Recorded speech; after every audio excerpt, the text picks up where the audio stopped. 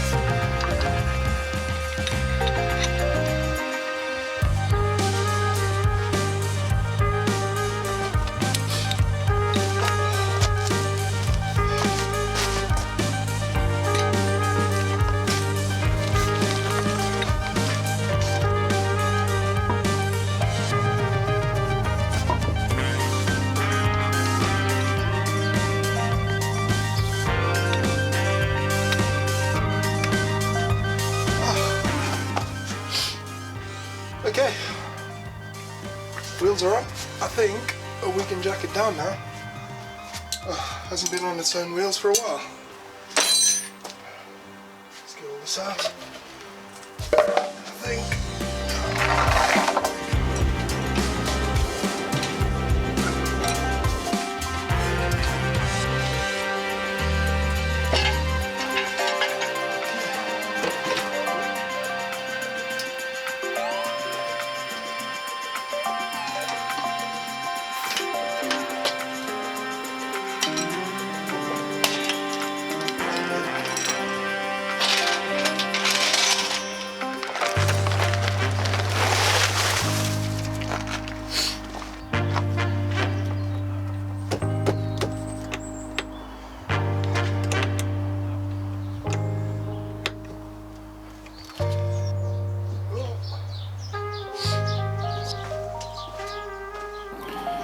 Okay.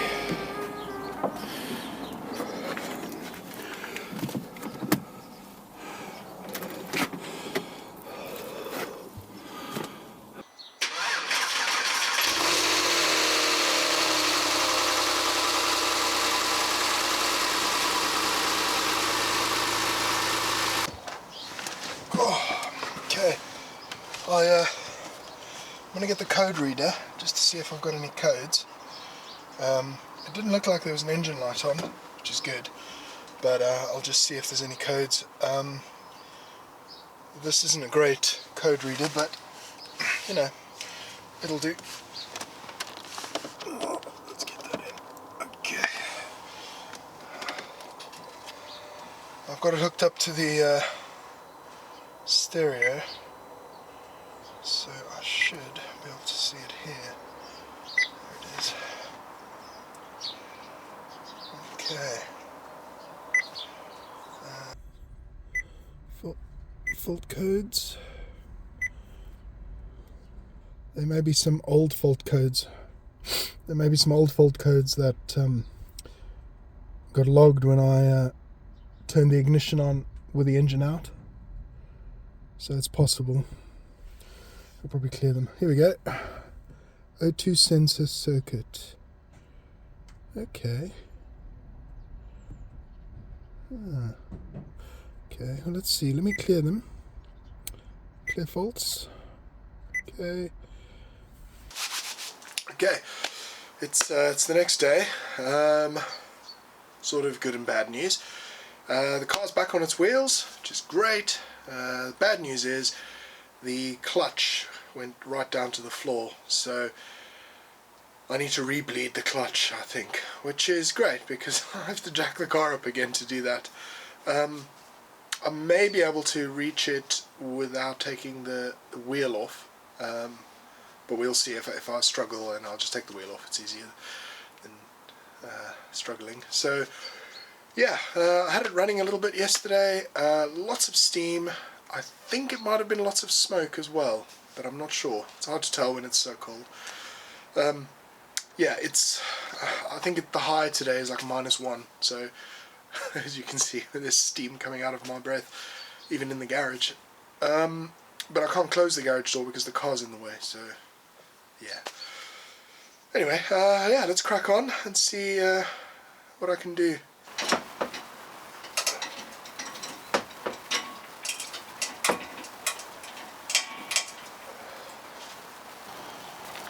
Okay, I've got the old Gunson pressure bleeder,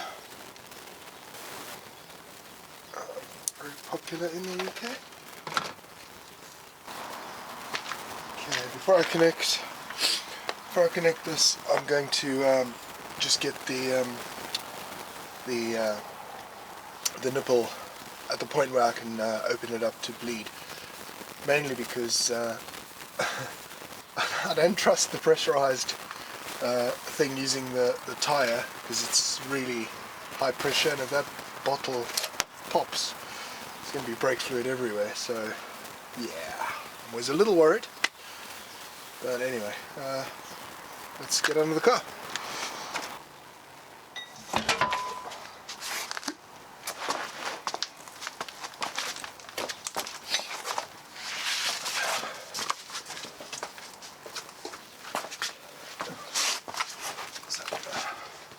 Safety first, I don't want this falling on me.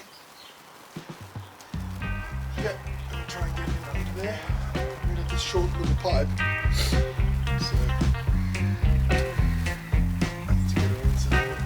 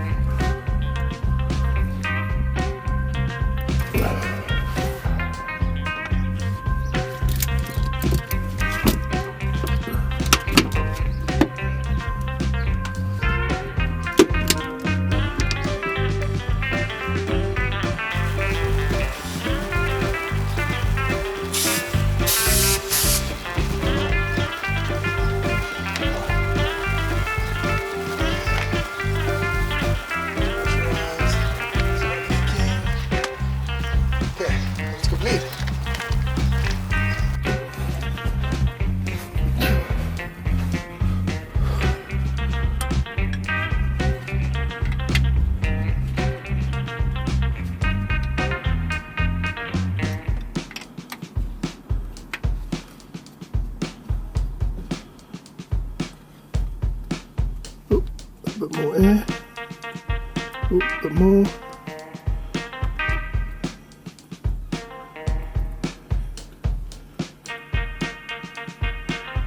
A little bit more. There.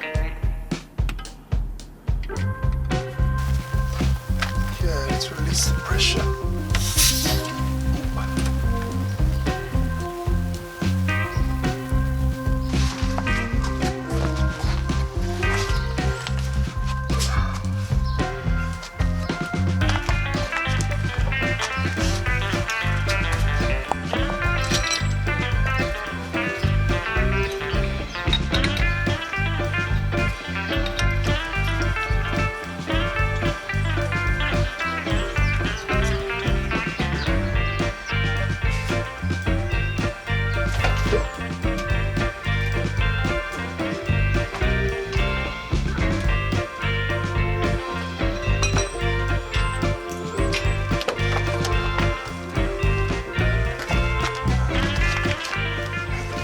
So, the good news is, clutch works, which is great, but the inside of the car is either wet or frozen, and yeah, I'm going to have to wipe it. Oh yeah, it looks like it's just wet. That's good.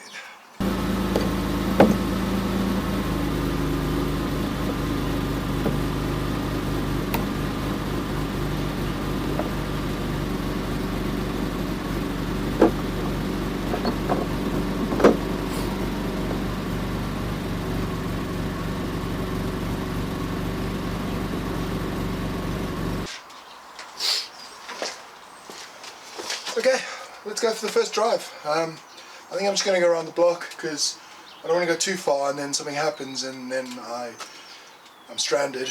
So I'd rather keep it close so I can still walk home. Not because I don't trust my own work, but because I don't trust my own work. I've got some water in case there's water issues. But yeah, shall we go?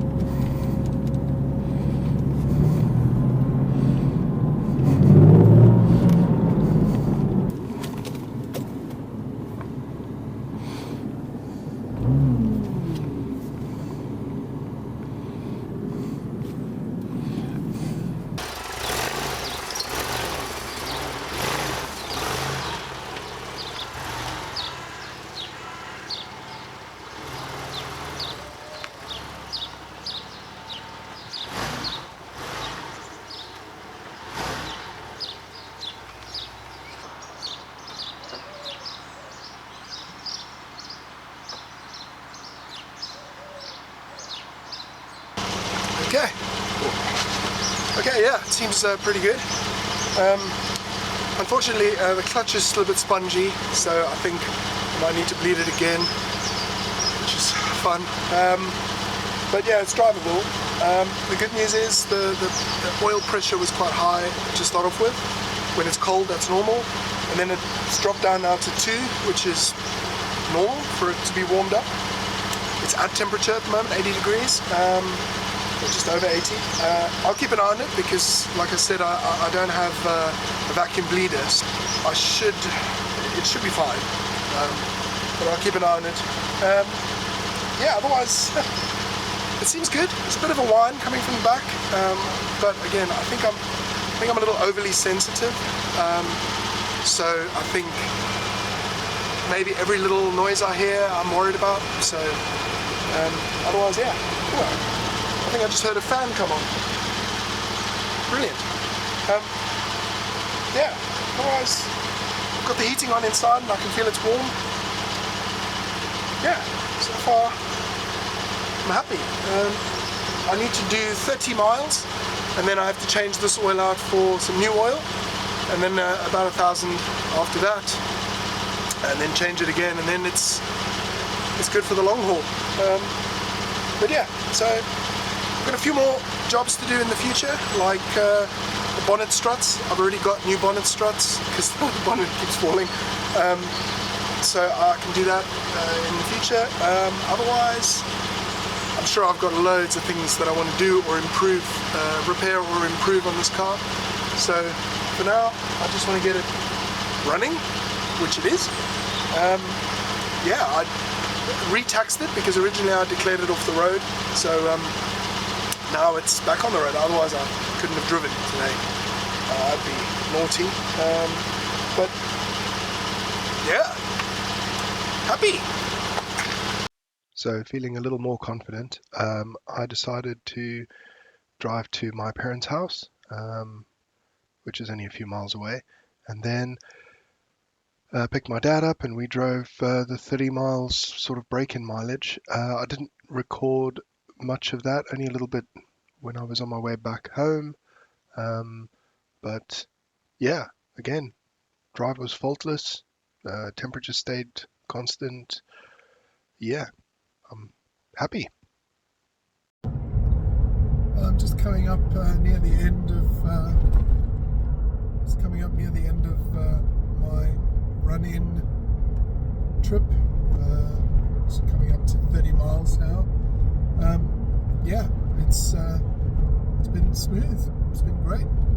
No real issue. The temperature stayed pretty much bang on 80. Yeah, I got my car back.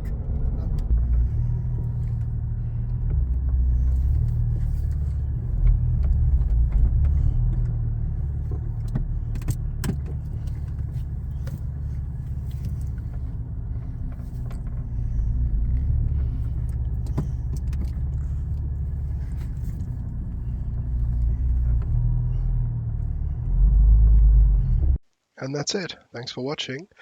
In my next video, I want to discuss the damage that actually caused this rebuild. I got the piston back from Hartech, cleaned it up nicely, and you can see the damage. And also, I wanted to discuss the costs, because quite a few people have asked me what the costs were, and I don't want to scare anyone off. It's not cheap, but I want to reiterate that it's definitely good value for money if you chose to go down this route. But yeah, I'll save that for the next video. Otherwise, check you later. Bye.